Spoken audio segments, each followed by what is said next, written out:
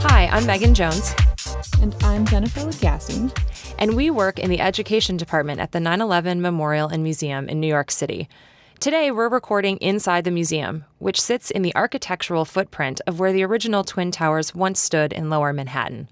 Located 70 feet below ground, this 110,000 square foot museum contains artifacts, both large and small, that tell thousands of stories of survival, heroism, and the ongoing legacy of 9/11. Millions of people have visited the site since the opening of both the memorial in 2011 and the museum in 2014, many of them too young to remember the attacks. So how do we impart the significance of 9/11 for a generation with no living memory of it, while also underscoring its ongoing relevance today? That is the driving force behind one of our central goals: to support teachers as they tackle this complicated and challenging content in the classroom. So Jen, as the manager of our teacher programs, what do you think's been the most effective way to determine the type of support that teachers need? Well, Megan, that's a really good question. And I think the best way to find out how to support somebody is to go straight to the source and ask. So, as you know, we begin every teacher PD and event by asking the same question. What are the biggest challenges that you face when you're teaching 9/11 or even thinking about teaching 9/11? And the results are always really, really interesting. So we do see a couple things come up over and over again, right? We have some key challenges. One is the emotionality of the content. Sometimes teachers are worried about the emotionality for their students, but also really the emotionality for themselves. Every teacher likely has a living memory of this event. So how do you teach something that doesn't feel that way to you? Another is fitting it into the curriculum. I mean, we know every teacher it always feels as if you have too much to do. You can't possibly fit everything into a single school year. And the one that I think we hear over and over again that we're really going to zero in on today is this divide, right, between history, where students think 9/11 is something that happened so long ago, right? Long ago, right? And even though, it's only 16 years coming up on the 16th anniversary. And the idea, and this divide between memory, where teachers are like, but this is something I experienced. This is very real and raw to me. And it can be really jarring when your students don't have that connection. So we don't just brainstorm these challenges. I mean, you know this, of course. But we really try to come up with strategies to help teachers confront these challenges head on. And one of my favorite ones, and I know you like this one too, is, and it especially works well for elementary and middle school. It can work for all ages, but really for elementary and middle, using personal stories to ground the narrative so that it's not just on September 11th, 2,977 people were killed. That's an important fact, but it's very abstract. So I think, and I'm going to sort of talk from the experience of teaching here. What do we mean by personal stories, right? So you mentioned that we have artifacts large and small that tell these stories. And one of my favorite artifacts is one that students are often surprised is in a museum. It's a little red bandana. You ask a student what they use it for, they might say fashion statement. A lot of them have actually said, oh, I love putting those on my dog. He looks really cute.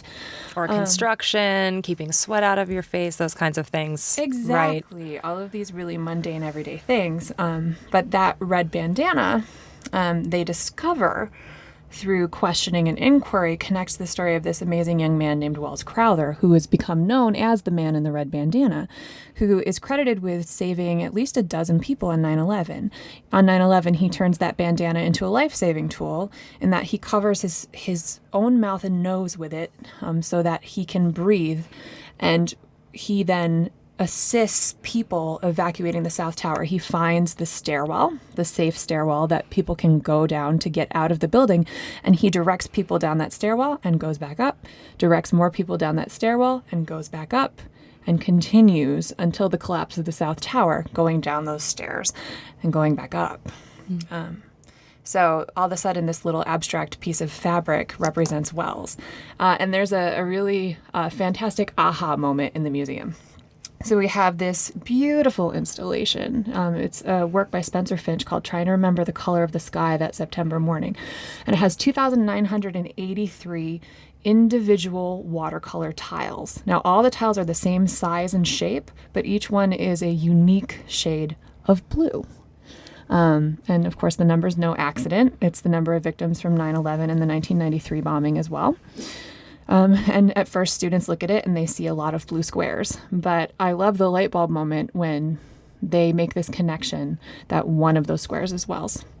And they then make this second connection that only one of those squares is wells. That's one story. And every single person on that wall has a story. And that, to me, is one of the most powerful ways to take this and take something that is essentially abstract and long ago for students and make it personal. But I know that I'd love sort of to pick your brain and talk about how we sort of make this real for our high school students, because they do tend to, they're very interested in connecting to themselves and their own experience. So, Megan, what do you think for our older students? What strategies sort of would you recommend for teachers trying to make this connection with high school students? Absolutely. It's an important question because we're coming upon a generation of students who, again, have no living memory or are too young to remember if they're in high school. And thinking back to my days as a high school social studies teacher, I remember always thinking at the beginning of the year and before starting any unit, it's about making a connection to the students. So in other words, helping them to see why it's important to learn history and why it matters. But rather than telling them why it matters, I think the important part is to give them opportunities to make that discovery on their own. So I think that's the strategy that really works well when you're talking about high school students.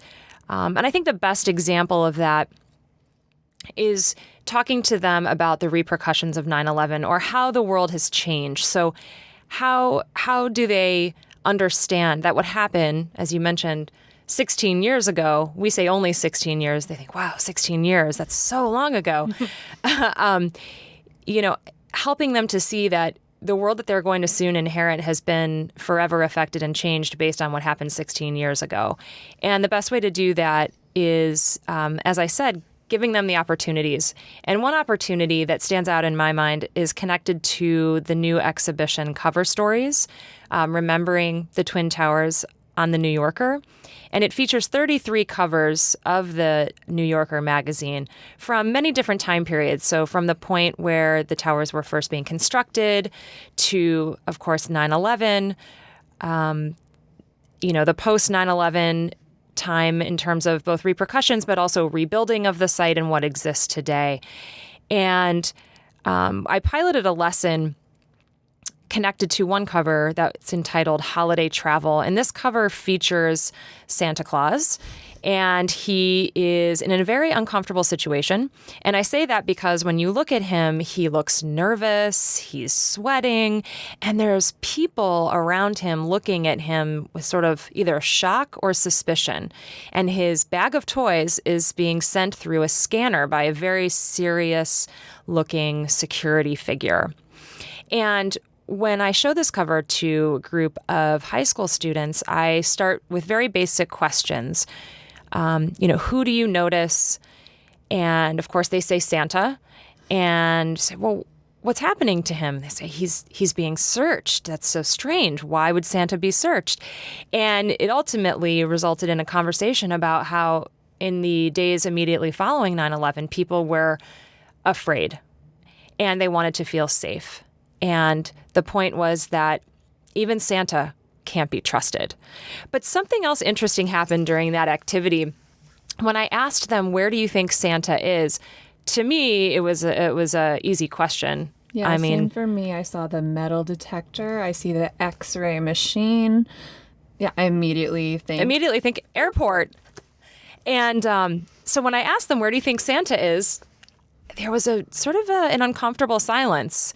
And it went on for a few seconds. And finally, one of the students sort of sheepishly raised her hand and said, "The airport?" But more as a question than a statement. And that was a light bulb moment for me, because it made me realize again that they only know a post 9/11 world. So seeing metal detectors is nothing unusual. It's not necessarily associated with an airport anymore. For many of them, they encounter that at multiple points in their day, whether it's going into a school building or even coming into our museum.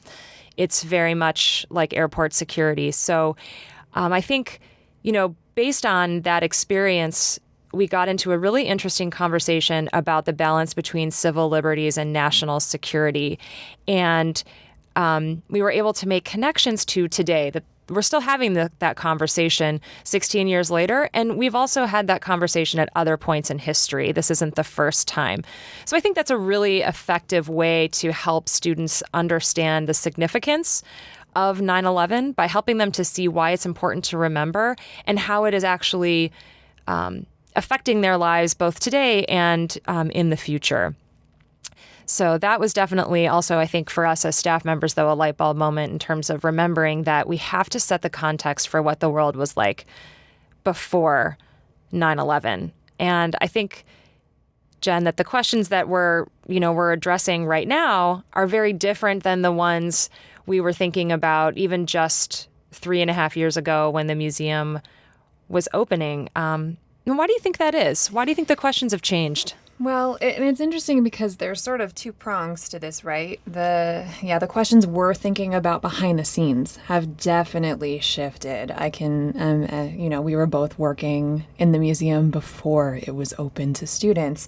And in that lead up, it's so funny. We were really, really conscious of not wanting to emotionally traumatize students.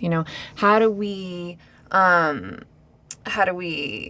have them in this space and talk honestly about 9/11 in a way that's age appropriate. Right, without traumatizing them or, scaring them. And then, of course, and now this seems so obvious to me, right? Our immediately the perspective shifted. We started getting students in the building and they were okay. And I like to think it's because we put a lot of thought into our age appropriate questioning, but it's also because they don't have a living memory. So they were walking in and they weren't crying and they weren't, super upset, but they were engaged. They were so many questions. They asked anything and everything. The people that were really kind of struggling emotionally were actually our chaperones, because to come into this space with children, again, when you have a living memory of the event, is a big ask, So we sort of quickly realized that we were going to be okay with students, that we needed to be thoughtful about the way that we structure things for adults. But since these students were asking a million questions a minute, it became, the focus shifted, right, to what kinds of questions are we hearing from students over and over again, and how can we answer them? Because, and I'm sure you can attest to this too, Megan, the questions that we get from students are not always very easy to answer. And I think you make an excellent point in terms of thinking about how the questions have changed, both for staff members, thinking about what do we think students will ask and what are we prepared to answer, versus the shift in they are asking questions we couldn't even imagine, and we need to be prepared for those. So we were prepared to talk about, who attacked us on 9/11 and why did they do that? And we were prepared to talk about how the world had changed in terms of obvious examples like airport security. But what do you do when you have young people asking, why am I hearing comments made towards my friends who are Muslim? Or why are people looking at me differently because I am Muslim? And those are the types of questions that we quickly realize now we need to be ready to answer. Right. And again, it's that interesting divide for students we see over and over again between understanding, and we see this a lot. We have, so we have this really wonderful ambassador program where we invite some of the best high school students. Of course, I'm biased, but the most wonderful students into the museum for a year-long internship. And many of the ambassadors are asking those questions in their application. Either they are Muslim themselves or they have friends and family who are Muslim. And they understand that Islamophobia was a repercussion of 9/11, that it increased, but they can't wrap their heads around why it's still an issue today, 16 years in the future. So to be prepared to help walk students through the connective tissue between an event that feels so far away for them to the present day, we have to be prepared to tackle that with students, which can be very daunting as an educator. These issues around identity can be so fraught and difficult to discuss. Exactly. And that's why when we were thinking about adding new educational resources for our website, it happened at the same time that Cover Stories was in development, and we were able to find opportunities to create dialogue around these very sensitive subjects using the art from New Yorker covers, for example. And it's an opportunity to dip your toes in to a difficult conversation or expand it into a full day, week, or unit lesson, depending on the students that teachers are working with and their comfort level and where they are in their curriculum. But it's something that I think in the years to come we will continue to expand upon, because now that we've been open for several years now and we're able to talk to teachers both in our own professional development programs and also traveling around the country, as you said in the beginning, Jen, by asking teachers what they need and asking them what the challenges are, we're better prepared to give them that support based on those responses and our own personal experiences here in the museum.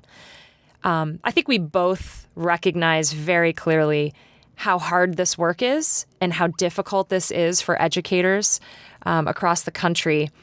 But the important thing, I think, as we've talked about this in the past, is that the questions that they're asking are difficult, but nonetheless, they are asking them, and we need to be prepared to answer them, because if we're not able to answer them, the students are going to go elsewhere for information, and there is a lot of bad or less than credible information out there for students to find. So I think today we've given hopefully a couple of strategies based on our experience about how to bridge that divide between history and memory, both using personal stories and also helping students situate themselves within the narrative and also into current events today. But again, this is just the beginning. So we do have a variety of additional resources for tackling this difficult content, including lesson plans, professional development opportunities, recordings of family members, survivors, and first responders sharing their own personal stories to hopefully support all of you out there as you continue this important work in the classroom. Yeah. And as sort of a last offer, we'd love to say that if there are teachers out there, if you're listening to this and you feel like you have questions or you'd like some additional support, you can also reach out to us directly, our school program staff, at schoolprograms, all one word, at 911memorial.org. And if you send us a question there, we will do our very best to answer it.